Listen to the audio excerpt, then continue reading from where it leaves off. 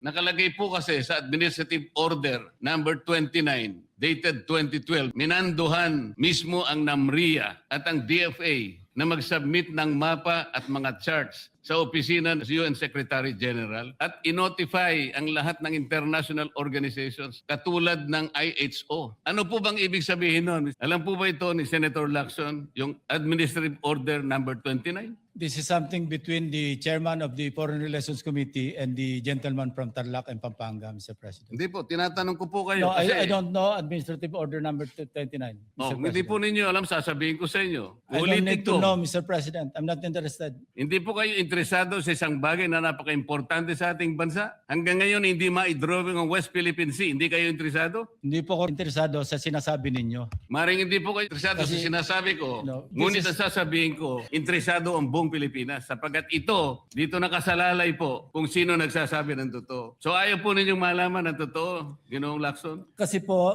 ang ipapalabas na naman niya, yung China may karapatan dyan sa lugar na yan. Kaya ayoko na po marinig kasi ilang beses na po natin narinig yan, medyo masakit na sa tenga eh. Alam po Kaya ninyo- sinasabi ko po, ayoko alam na po ninyo, marinig Mr. kung President, nanggagaling sa kanya, Mr. President. Si Senator Lacson po ay, ang pagkakaalam ko, isang magaling na investigador.